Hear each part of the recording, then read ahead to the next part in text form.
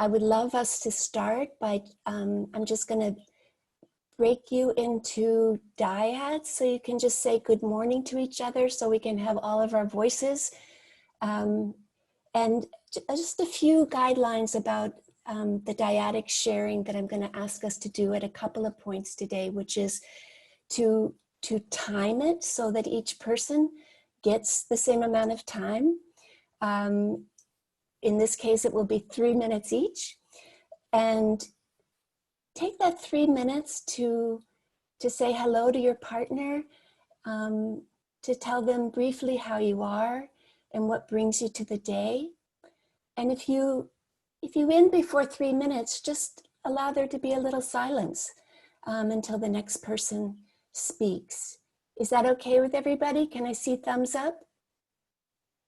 Okay, thank you. All right, I'm going to try to do this. All right, so as you know, I've titled what we're going to do today, Weaving the Fabric of Our Lives Through Mutual Accompaniment. And I've tried to arrange it so that we can kind of strengthen the weave of your relationships with one another, as well as your relationship with yourself in terms of discerning the directions of your accompaniment. I know probably all of you are involved in mutual accompaniment on a lot of different levels already. And right now we're in a time where very, very difficult issues are being layered on top of each other. And I want to try to lay out a framework to help us think about accompaniment in a way that would be able to give us some foothold in the pandemic, in the struggle for racial justice and police accountability and other social justice, and also personal, familial ways in which we are called to accompaniment during this time. And I'll give you some examples of accompaniment from which I'll pull some key principles. And along the way, we'll have some discussion and questions and answers. You probably remember seeing this from Lucy's presentation. It's the definition of accompaniment I like the best. As you probably know, Paul Farmer is the co-founder of Partners in Health, which is an organization that committed itself to bringing first world healthcare to places with very little healthcare at all. And he says to accompany someone is to go somewhere with him or her, to break bread together, to be present on a journey with a beginning and an end. There's an element of mystery, of openness, of trust in accompaniment. The companion, the accompagnateur, says, I'll go with you and support you on your journey wherever it leads. I'll share your fate for a while. And by a while, I don't mean a little while. Accompaniment is about sticking with the task until it's deemed completed, not by the accompagnateur, but by the person being accompanied. In a lot of the literature of liberation theology, a theology which has really used the language of accompaniment, they speak about the involvement in accompaniment leading really to a conversion experience, a spiritual conversion experience, a conversion to the other. And I think Paul Farmer is a beautiful example of somebody who has felt that. The root of accompanimiento is compañero, or friend, draws from the Latin ad cum panis, to break bread with one another. So we already get here a very important point about accompaniment, which is that it's not unidirectional. It's something that goes in both directions, not in every moment, but it's not something we simply do with another or for another. It's something, it's a practice that enriches us, just as hopefully it's of some use to another or others. So I'm going to lead you through a little guided reflection. So if you have a piece of paper and a pen, or can bring up a screen on your computer where you can write down a few notes. I'm going to guide you through it, so you don't have to look at the screen. You can just use my voice. And Jane, if you could enable the chat box, that would be helpful. So at first, just take about 3 minutes and think about those who accompanied you in your youth. Could have been teacher, a parent, a sibling, a friend. And their accompaniment may have been imperfect. It probably was at times, but nevertheless, it really touched you. It was part of what probably helped to make you who you are. So just make a brief little list. Go inside and see who shows up for you.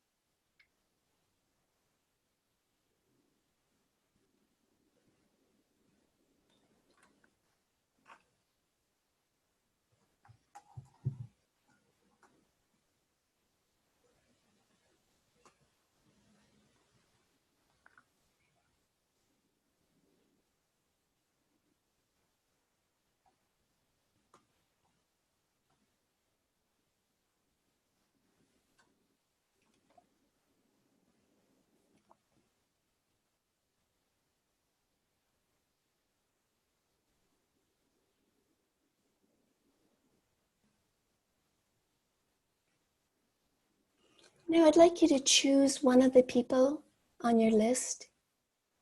And what were the qualities they brought to the relationship with you that felt like gifts to you?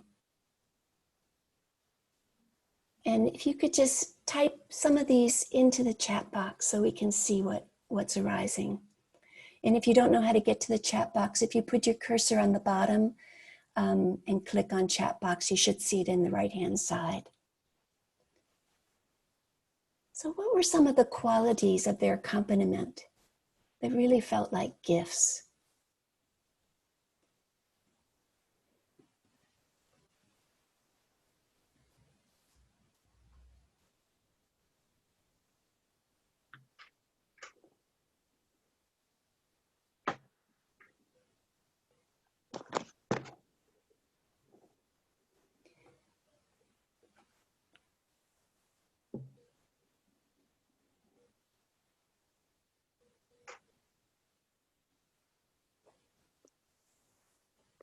And now imagine the experience that they had of accompanying you. What do you imagine they may have felt having you in their life? And again, just put some of what you're imagining they felt, some of the gifts that they received from accompanying you. Put some of those in the chat box.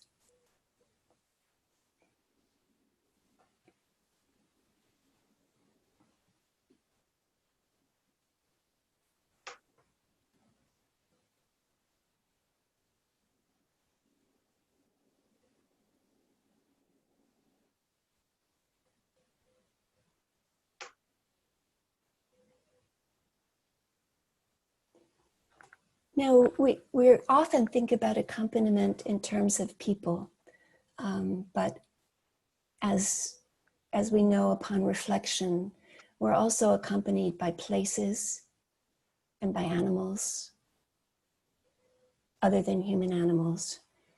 So reflect on whether there was an other than human animal or animals who accompanied you in your youth. And feel into the quality of that relationship.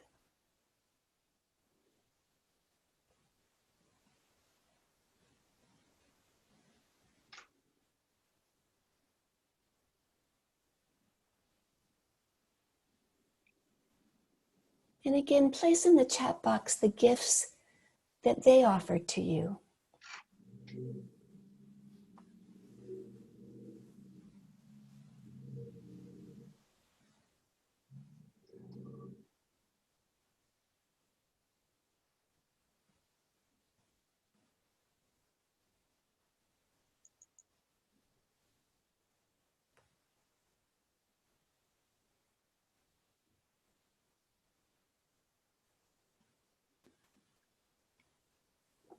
Someone has put books as accompaniers. I certainly feel deeply about that. I can almost remember where I was when I read many of the books that touched me in my childhood. And finally, let's think about the earthly places that deeply touched you in your childhood. I once remember when I was working as a psychotherapist, working with a young woman who had grown up in a very deprivatory emotional environment, but she could describe with such elegance and precision several of the trees that she befriended and who befriended her, with kind of exquisite attention to detail. So in your childhood, what were some of the places that you may have returned to over and over again that really accompanied you, whose spirit of place accompanied you?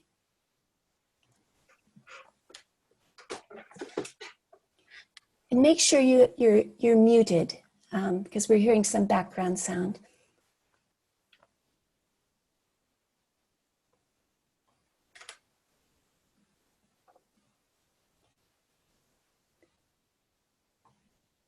What gifts did you receive from the accompaniment of places or of a particular place? You can just put a few in the chat box. It's amazing how particular the places are when they spring into our reflection.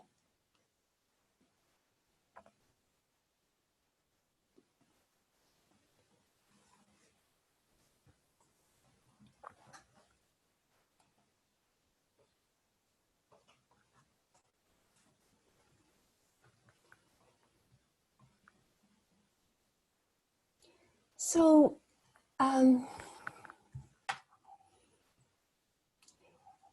I've been searching for a long time for a term like accompaniment, and it began to present itself in many different areas that I was reading in and practicing in. And when I searched into its histories and its genealogies, it gave me a way of thinking about relationships that were outside professionalized helping relationships of charity, hierarchical, professionalized relationships. And when I looked at the way in which it was being used across a variety of domains, it was clear that there were shared principles across many of those. And I'll just name some of the areas where it began to pop up for me: in social medicine, in the work of Paul Farmer; in peace activism, the Columbia Peace Villages that we're familiar with as Quakers asked for accompaniment; in human rights, in pastoral support, social psychology; in animal rights, in liberation psychology. It's a practice that's very well defined, particularly in Latin America. It's used when speaking of accompanying the ill who are also poor, those caught in prison and detention systems, as we think about accompaniment programs in ICE detention systems now, with political dissidents, refugees, those suffering under occupation. There's been a very long-standing accompaniment program in Palestine. The accompaniment of victims of torture and other forms of violence, those forcibly displaced, those suffering violations of human rights. And just in many situations of human and environmental duress, the practice, what I'm going to call the practice of accompaniment, is engaged in without recourse to the use of that particular term. And I'm going to speak personally a little bit to preface some of my remarks. I've been accompanying people in detention for a number of years, and when Trump was elected, I began to realize that I should draw on my skills as a psychologist and retrain myself in forensic evaluation so that I could use psychological evaluations to help people with their asylum cases And I've done that with the immigrant rights program that's run by the AFSC in Newark, and also with Annunciation House in El Paso during the time of the separation of children from their parents, and also have done it at the San Diego border, but as a study practice at Adelanto, which I know some of you are familiar with.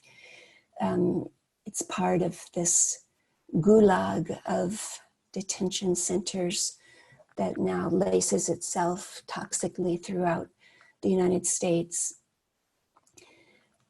So a couple of weeks after the failure to impeach Trump, I was on one of my visits to Adelanto. Before the pandemic, I was going there every 2 weeks, and I would interview at length several people. It takes about 3 hours to drive home.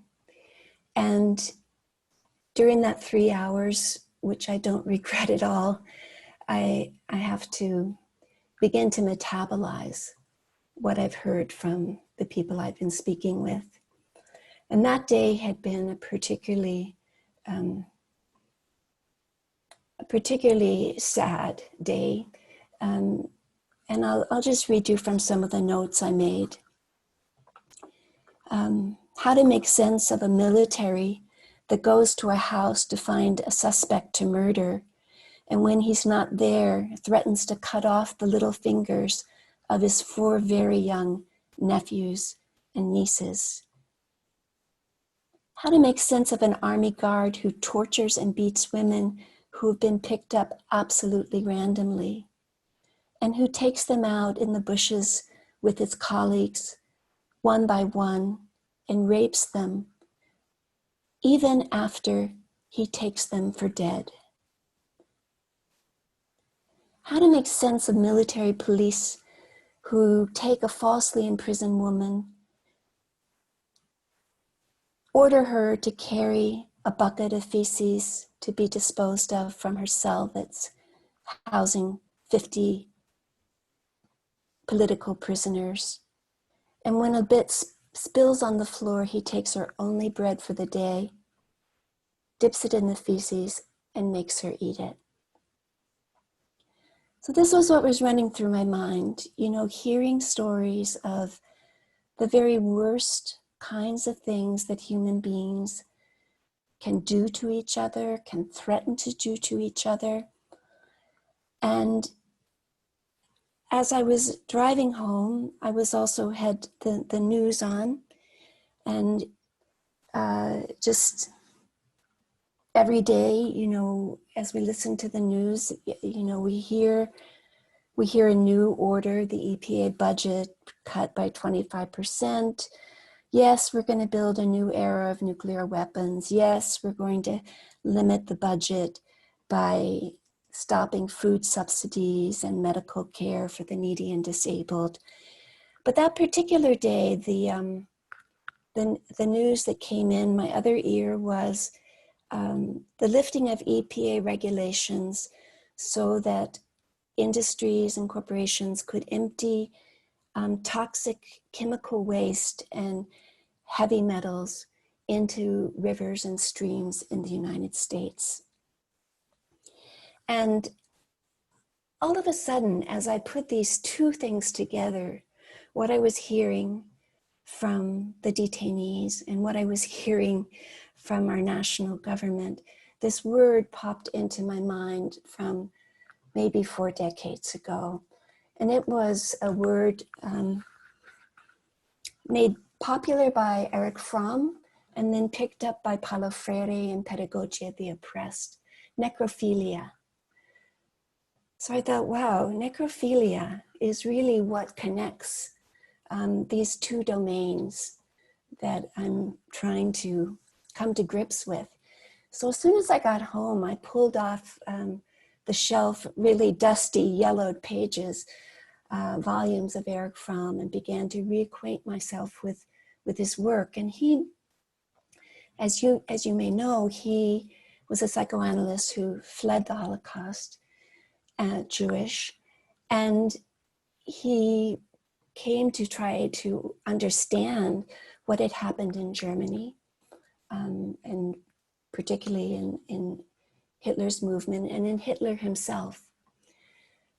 So he says the necrophilic character has a passionate attraction to all that is dead, decayed, putrid, sickly.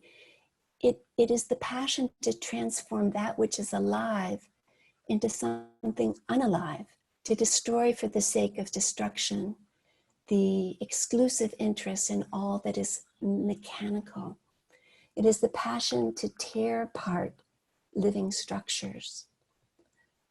Necrophiliacs have the conviction that the only way to solve a problem of conflict is by force and violence. For them, the past is sacred. Make America great again, we could say. Nothing new is valuable. Drastic change is a crime against the natural order. Socialism. Necrophiliacs feel empty and so attempt to hoard, to consume, and amass excess wealth and power to fill emptiness, internal emptiness, with sadism and aggression. And Fromm understood the necrophilic orientation to be the most malignant form of what he called authoritarian or sadomasochistic character structures. And he was really interested in those because he believed that they were what fuels the populace's support of fascism.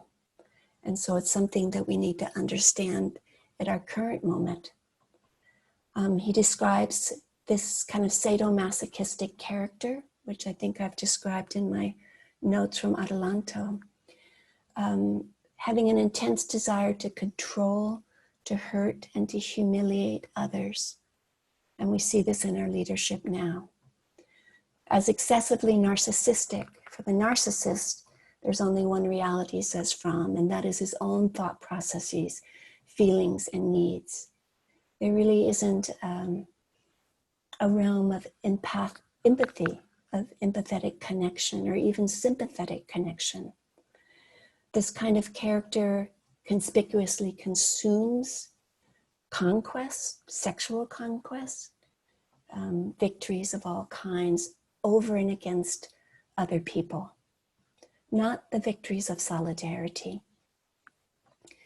They're malignantly aggressive, describing their opponents as losers, as jerks, as stupid, as idiots, attempting to humiliate and insult them. And they are vengefully destructive, encouraging violence in those around them, particularly in the face of losing. And this is of course, a huge concern for us now. Fromm, in looking back at Hitler, underscores in The Anatomy of Human Destruction that Hitler's last orders were to destroy Germany itself, that in the face of losing, when it became clear finally to him that he was losing, ordered fields, storehouses of food, farmhouses, museums to be burnt and razed to the ground. So authoritarian populism or neo-fascism appeal to parts of the society that tend toward necrophilia, who wish to restore an idealized past, who are suspicious of government intervention, who are racist, who aspire to the power and control of the leader, who do not see interdependently, believing they must tend to their own survival and freedom. And again, to underscore this, in this kind of very individualistic understanding, the survival and freedom they're concerned with is their own and not seen as linked to others. Collective solidarity is held as suspect.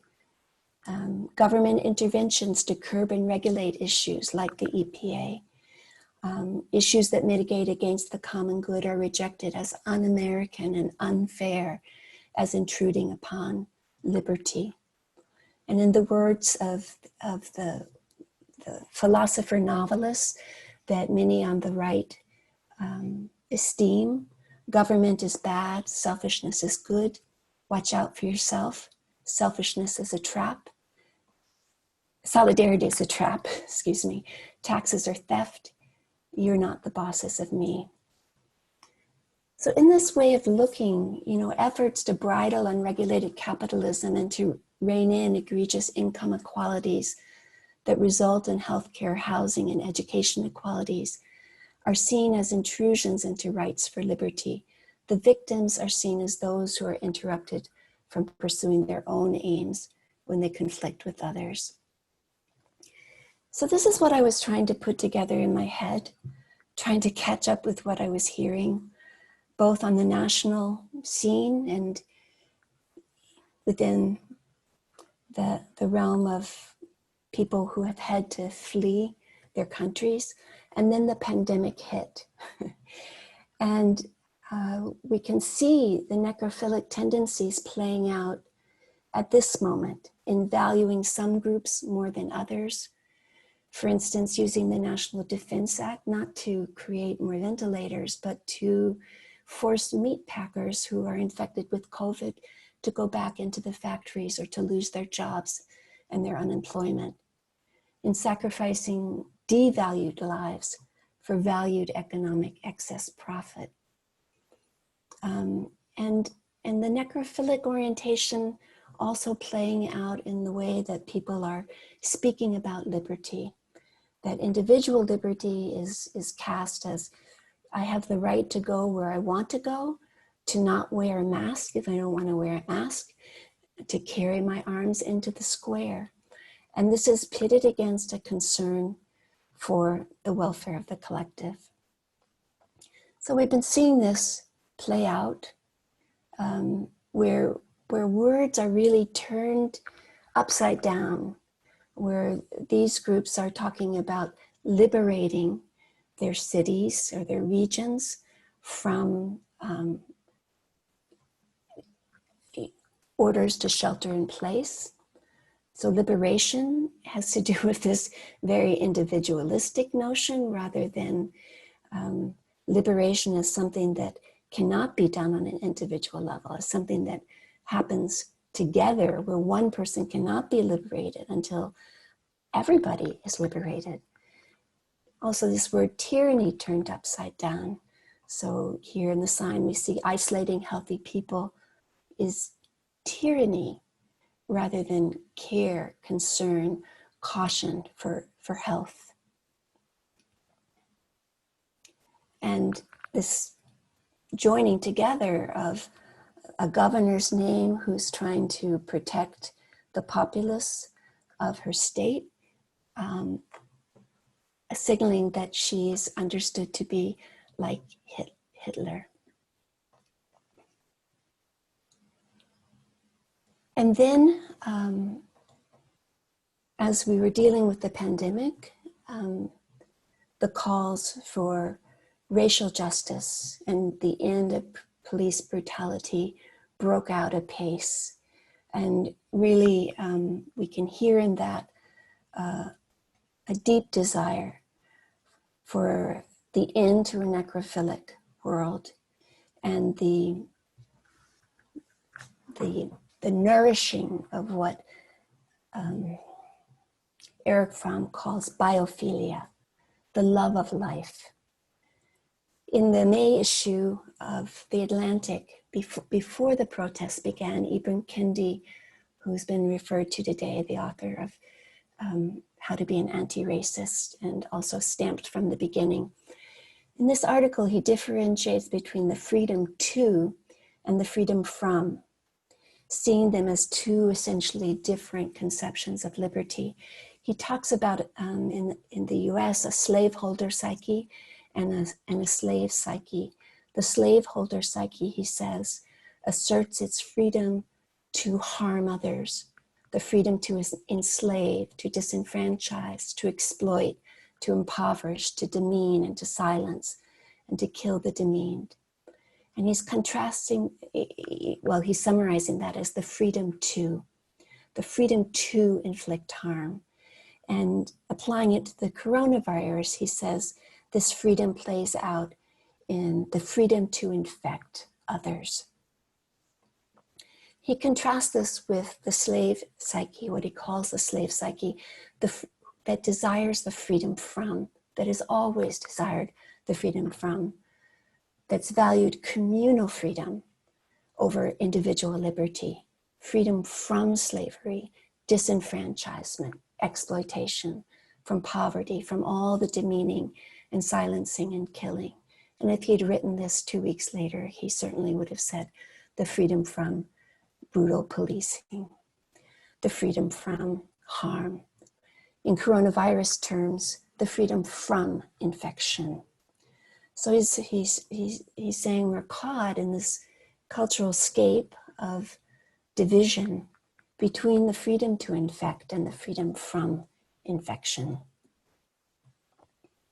And then we come upon yet another murder or lynching of a Black man, a man whose life, as it's been memorialized, was a man of peace and of great generosity to his community. So people around the world joining together to say the freedom to harm is not okay, and that governments have failed in not protecting people from racist harm, that we're needing to do better. We I think, are trying to get our sea legs in all of this. Drev Kolar said in the New Yorker, last month we debated how far the virus could travel when we speak loudly and how close together tables at restaurants should be.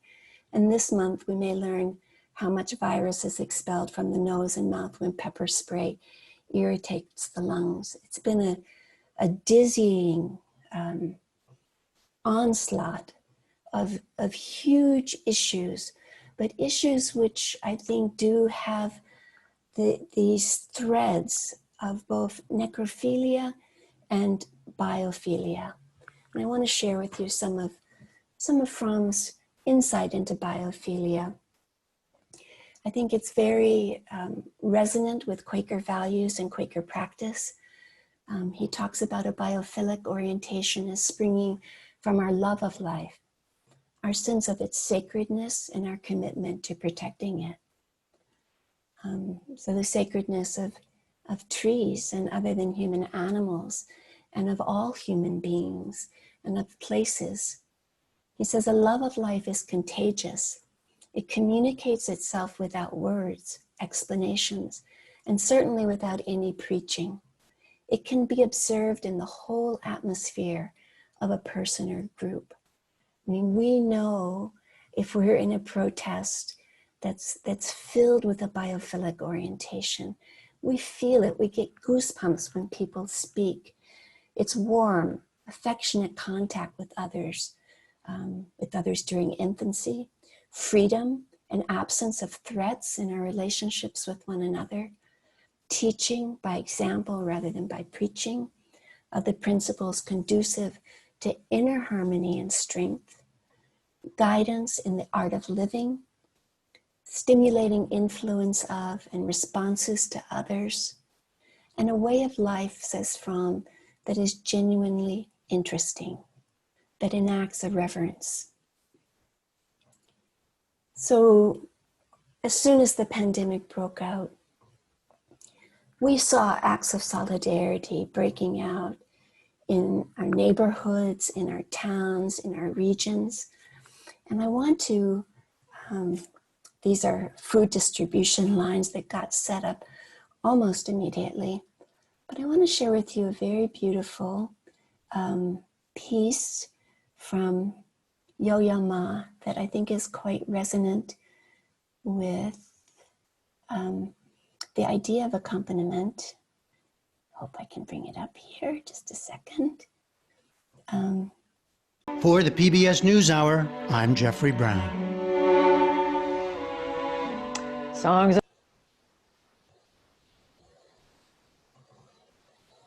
Are we back to the main screen? So I want to just bring forward some of the ways in which we can think about accompaniment using what we know about music.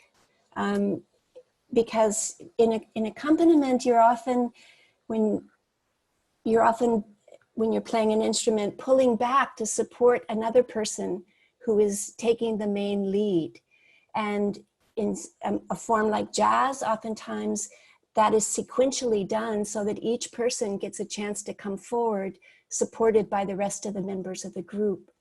So that accompaniment, again, can be kind of, have this kind of multi-directionality. I think it's really beautiful what Yo-Yo Ma says, that he's trying to do what he can from what it is he knows. And I think as we lean into the situation of racial justice issues and the pandemic issues, you know, we're each trying to figure out what is it we can bring to the table that is from really who we are, from what it is we have to offer, while at the same time looking at what the needs are to see if there are things that we need to learn to be able to meet them. I'm going to pause here. We have some more to go through, but I want to just see if there's any reactions or things you want to bring up. The music and seeing all of the people from around the world, and I've seen other videos of dancers from companies creating works from their homes. That's just been so enjoyable and nourishing and soul fulfilling to see people come together in that way. That friend speaks my mind. Yeah, I mean, I think many of us who are not so musically inclined, it really is a beautiful thing to think about the way that you're doing your accompaniment within a musical metaphor, in terms of call and response, responsiveness, back and forth. So I'm going to go a little further with the ideas, and we'll come back to talking. Just a second.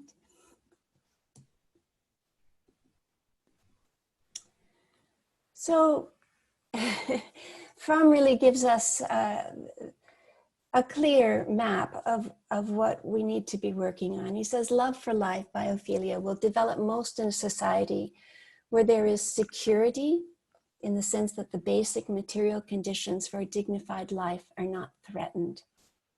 Justice, in the sense that nobody can be an end for the purposes of another. And freedom, in the sense that each man has the possibility to be an active and responsible member of society. So, I mean, it couldn't be more obvious the distance we have yet to go to bring these conditions where love of life can thrive. Paulo Freire talks about it as creating a world in which it will be easier to love.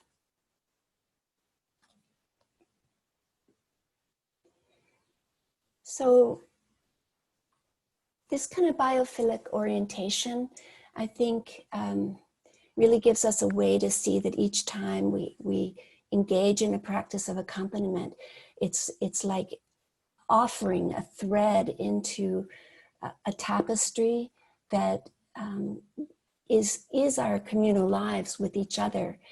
And that accompaniment may happen at really close range if we have a partner who's ill, a parent or a child that needs help, a friend in need.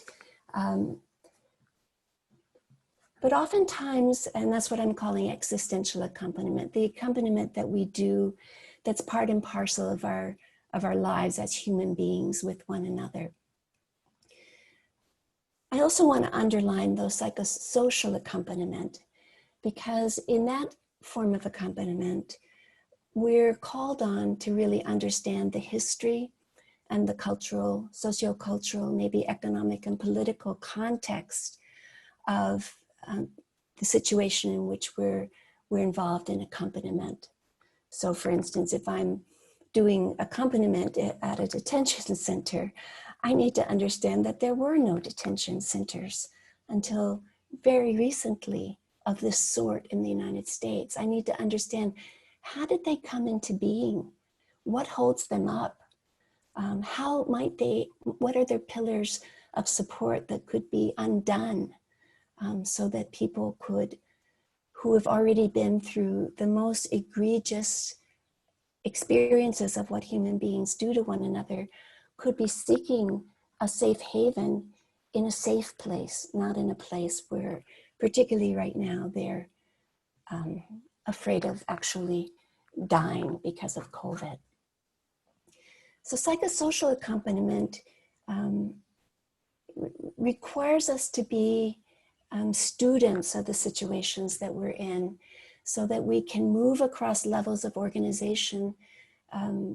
We may be in an intimate conversation with a friend of another race and attempting to provide some listening and witnessing, but we're also engaged in efforts to change laws and policies, policies of our police department, for instance, policies of our government, the anti-lynching law that's trying to get passed, that was stopped in the Senate by Rand Paul. That would be an example of moving up levels of organization, still with accompaniment as the basic framework. And then also to think of earth and trans-species accompaniment, the accompaniment that happens between humans and other than human animals, particularly as whole groups of animals are beset by loss of habitat and violence of humans that it has put them at risk. And of course, we're losing many species on a daily level. And the accompaniment of places that need healing, mountaintops that have been removed, areas in the world that have been polluted by oil, etc. So some of us are pulled to accompaniment in one key, and others of us in another.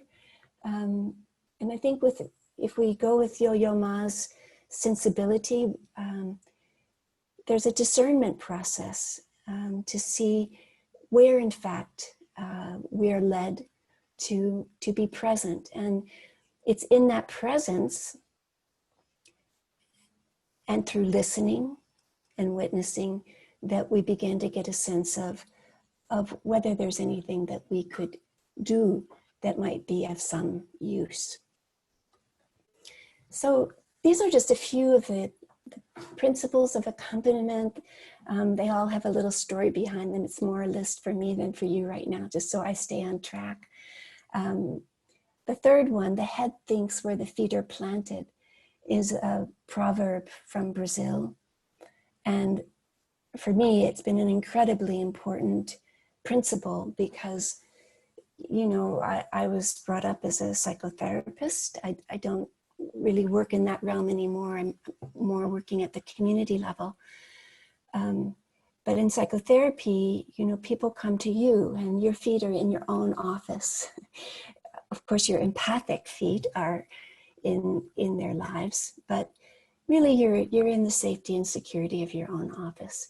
When we walk out into situations, we begin to learn at a really different level, and we're forced to think about things and to learn about things in ways that we aren't when we're in a zone of safety.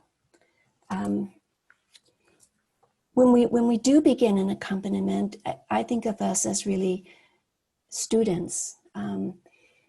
You know, that if we have a professional hat that we're very used to, that we're taking it off and bracketing it, it may be useful up ahead. But to first develop our relationships with people, to listen in, to follow their lead rather than to assert our own lead, and to really carefully avoid what Paulo Freire calls cultural invasion. He talks about, you know, people who are aiming to do good, to serve, who go into situations that are not their own and have interventions that they impose and ideas that they feel are superior to the ones that have already been born and nurtured from the ground up. And that kind of cultural invasion, even under some umbrella of accompaniment, is really disempowering as well as disrespectful to the people that we're with. part of being able to move into the horizontality of accompaniment is to be very watchful for what it is we're getting out of the situation. So for instance, in working with detainees, I'm aware that I have learned about parts of the world that I'd never thought about before. Democracy movements I didn't really know about. People's capacity to resist, to uproot themselves and to leave loved ones behind in order to establish a new home that they'll be able to hopefully bring their loved ones to increase their safety.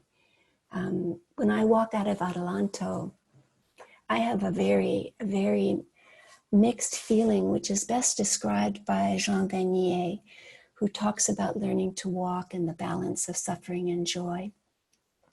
Like, I will have heard horrible things. I will have been in the most sterile, plastic, enclosed, imprisoned setting. And yet I do feel a sense of joy in making a deep connection with another person. And it's that mix that I walk out with. One person who's, there are some like signature people for me who are accompaniers. Jane Addams, one of the founders of the Settlement House movement in the United States. Dorothy Day, the founder of the Catholic Worker. And Jane Addams, when she decided to create Hull House in a poor immigrant neighborhood in Chicago at the turn of the 1900s, she was very clear that she had no idea what to do, that she had to simply get to know her neighbors. She had to put herself in a different place than the one that she grew up in. And then she had to get to know her neighbors. And out of that, she would begin to understand what the needs were.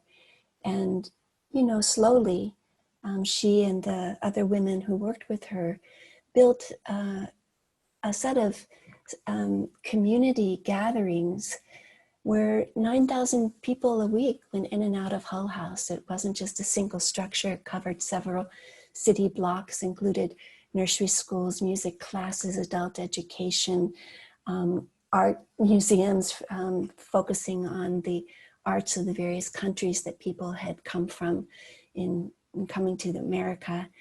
And she began to understand how to expand what she called the domestic sphere into the realm of the city, so that things like working with city council around issues of clean water, child labor, etc., were very possible. So she was moving up the ladder of organization while still having intimate connections with her neighbors.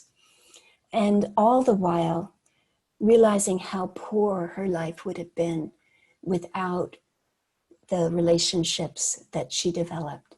So in this sense, accompaniment gives us a way to find a larger belonging in our communities.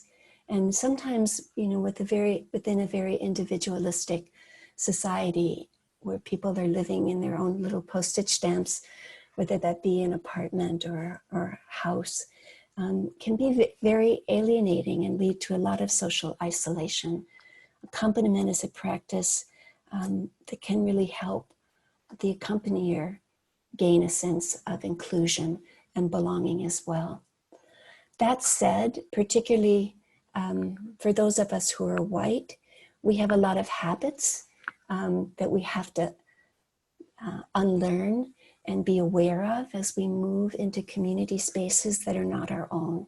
And some of you have mentioned some of the essential texts of that, learning how to be an anti-racist, white fragility, etc. There's a striking list of things that white people often do when they come into new settings, which is talk before they listen, take leadership before they know anybody, suggest interventions when they're clueless, etc. So that really accompaniment needs to be a path of humility. Okay, we're almost to the end here of what I wanted to present. Jonathan Weigel, who works with Paul Farmer, he differentiates aid from accompaniment, and he describes aid as a short-term, one-way encounter where one person helps and another is helped. Accompaniment, he says, seeks to abandon the temporal and directional nature of aid. It implies an open-ended commitment to another, a partnership in the deepest sense of the word. Those who accompany take pains not to lead, but to listen and respond, to replace the hubris of traditional frozen assistance with humility, trust, patience, and constancy, to replace aid with accompaniment. He says this is not an easy approach. It entails radical availability.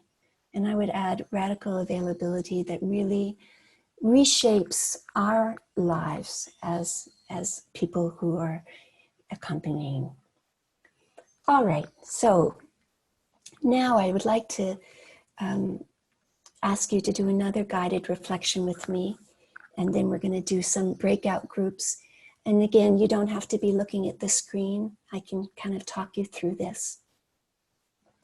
Because I want us to connect with our bodies and our hearts, these ideas of accompaniment, so they're not just flying around unmoored. So I would take a few moments of silent worship and focus in on and be open to what are some of the acts, or even a single act of accompaniment that calls to you at this moment in your life. And you as a human being, you're placed in your family, in your friendships, in your meeting, in your community, in your nation. There's the pandemic going on, there's social justice issues, there's more immediate concerns. So just take a few moments and try to open up a space where accompaniment can call to you. And slowly, I would like you to shift to this question: what are my own needs to be accompanied during this time? What are my own needs for accompaniment during this time? We'll take a few minutes just to open yourself to that.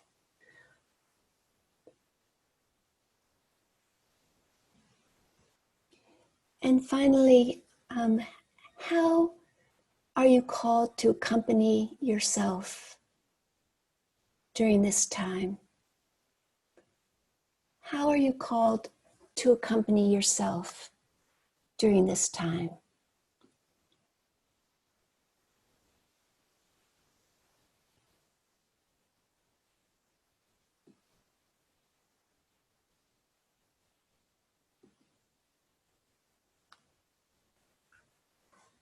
So I'm going to welcome you back, and I'm going to use the breakout rooms again and ask you to just take a couple of moments of silence to begin with, and then give each person 4 minutes to bring forward anything that they would like to. And if they prefer to just be silent, enjoy the silence. And I'll call you back and we'll begin some discussion. Okay, thumbs up? Okay. Welcome back, everybody. So now I need you to take the floor and share what you would like to share, and have us talk about what you'd like to talk about. You just need to remember to unmute yourself and then come forward.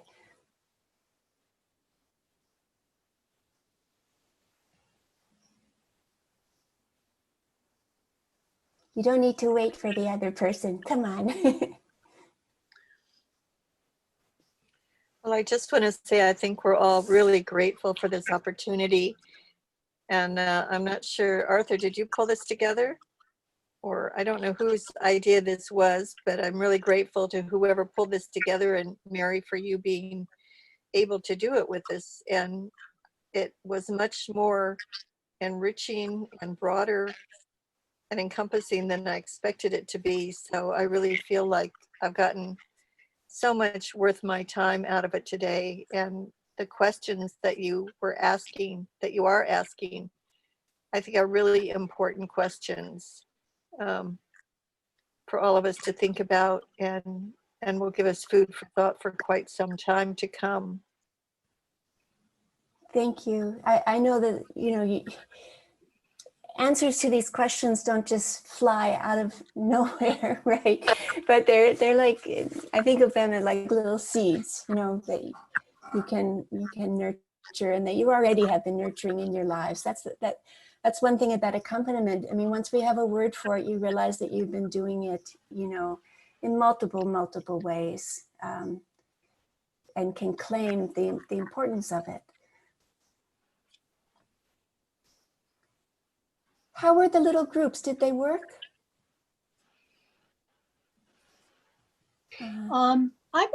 This is Gail. I was just going to say that when I thought about how I like to do things, or that second question, that I like to do things with others. And that's been the real challenge, because we're self-isolating now, that my favorite way to even protest or do anything is to go with some friends to do it. And so that's been the real challenge. At the same time, I'm so excited by these young people who are out there where I have no intention to be in any large group. I've been a tiny 10-person protest here in Topanga, but there was no way I would go into those big crowds. But my heart is with them. It has been really challenging, at precisely the moment we want to be out, and we need to be in. Other thoughts and experiences you want to bring forward? I'm just really grateful for your teaching and sharing the work of Eric Fromm and his research, and the specificity of looking at and naming when you shared your journey of driving the 3-hour drive back home from Adelanto, and the word necrophilia, and just that framing of what's going on in our world. It makes so much sense. And then to hear the counterpoint, the biophilia, and then the Yo-Yo Ma sharing as an example of that life supporting and life giving. It's just, it sort of gives a larger frame of understanding and seeing what's going on, and what can go on in the world, and the kinds of things that are life supporting and community supporting and love supporting.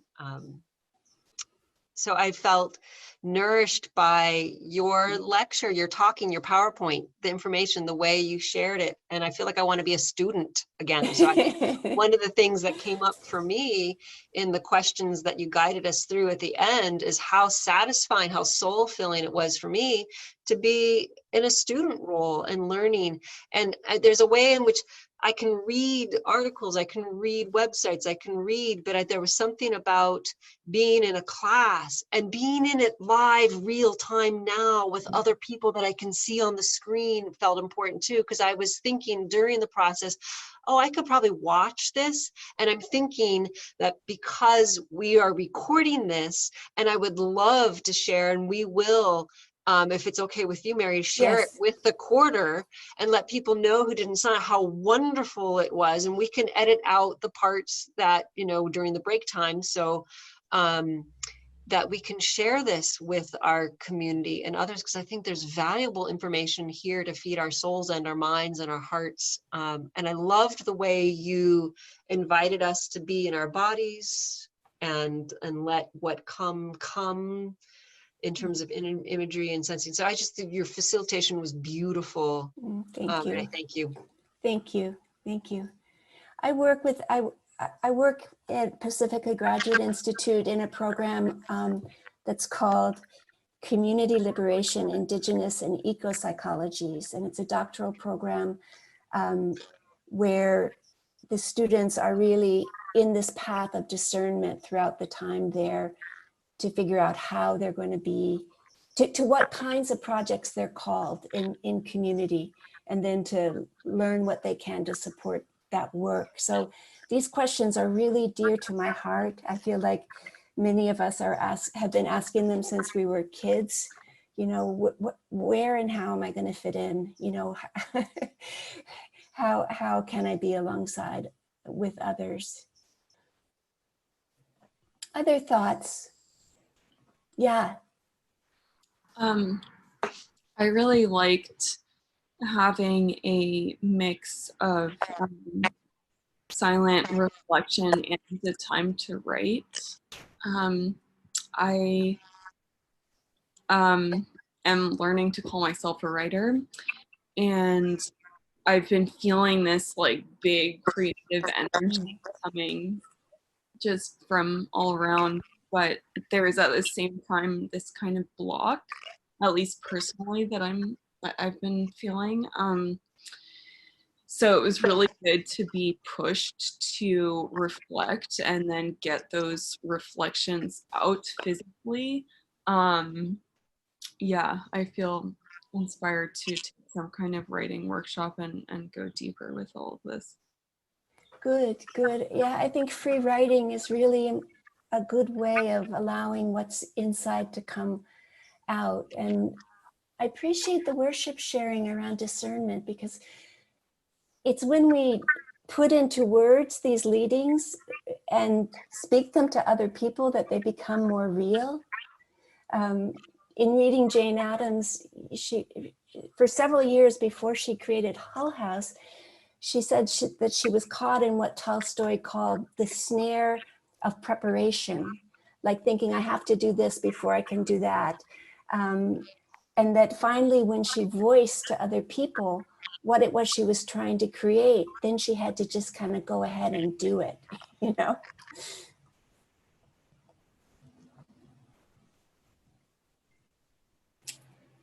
I find it hard for me to ask for support or accompaniment or help. And I think there's some element of shame that gets in the way there. And I found that come up in clearness committees where I'm trying to address sensitive issues for me.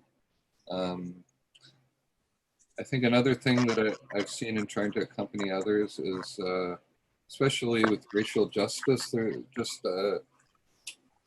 I've been told that certain approaches are insensitive. So there's this kind of need to do it perfectly and to not do the things that are gonna harm the people I'm trying to help.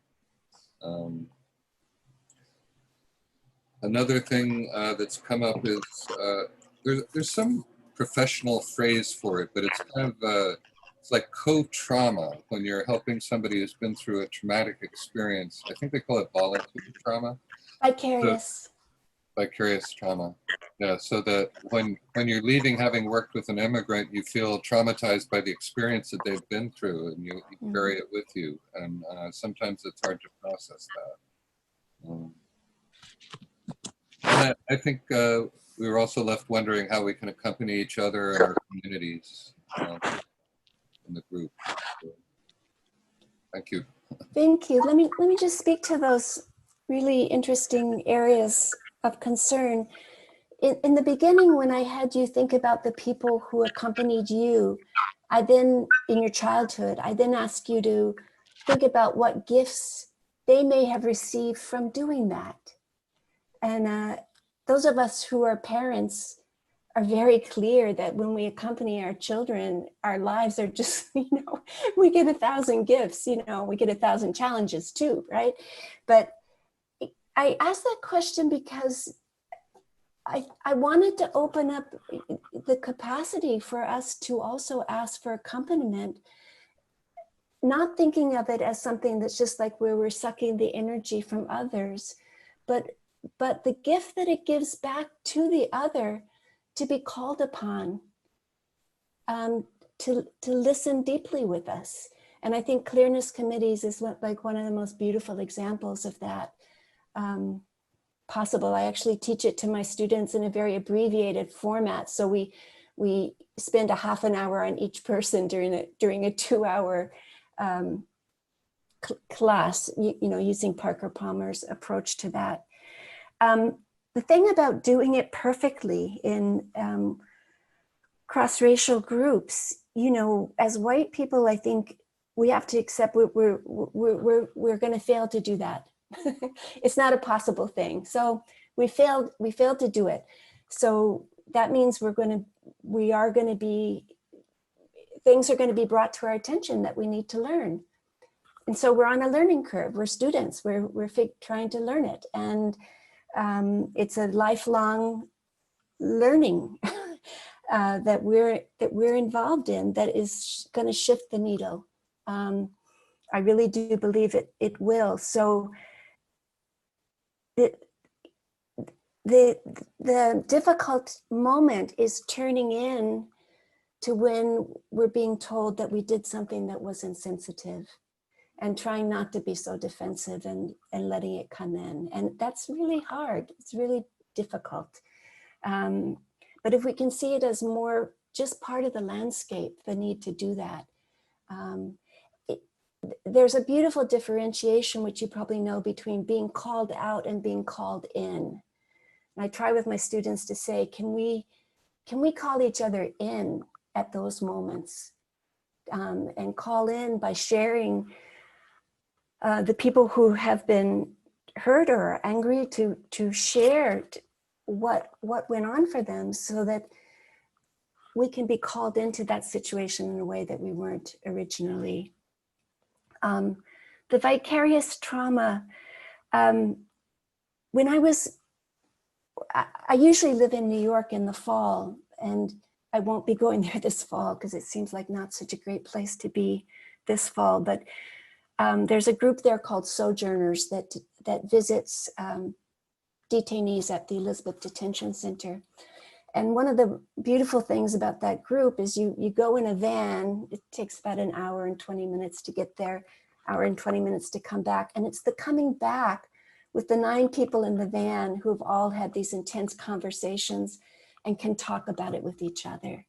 That is so helpful, really, really helpful, to have a community where people know the depth of and the tragedy really of what people are hearing.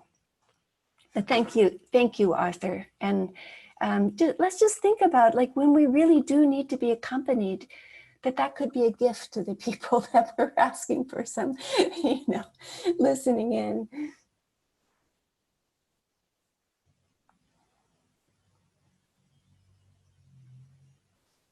Who else would like to say something? Add your words in.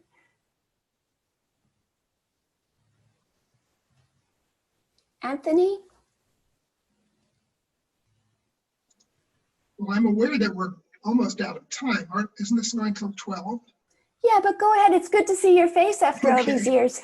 Well, thank you. I'm going to try then to be brief. There's a lot I could say. My wife and I started a nonprofit, Making Housing and Community Happen, a year and a half ago. And what we do is really try to work with the community on issues relating to housing justice.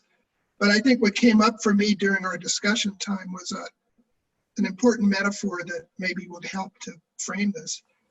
About a year after I married Jill, who's been deeply committed to Pasadena and works with everybody from the city council members to people who are homeless, an African-American pastor came up to me and said, Anthony, you realize when you married Jill, you married the city of Pasadena.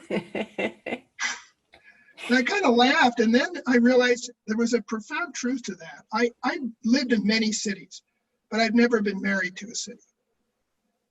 But 8 years ago, I made a commitment to Jill, and when I did make a commitment to Pasadena. I love this city now in a way I've never loved a city before. I know everybody from the mayor to people who live on the streets. I know, and I expect to be committed to this city till I die. It's that kind of feeling, like I'm married to Jill. And that to me is a great metaphor, and I think it came up about accompaniment. It's a deep commitment, as deep and as challenging as marriage, because it's not easy to be married.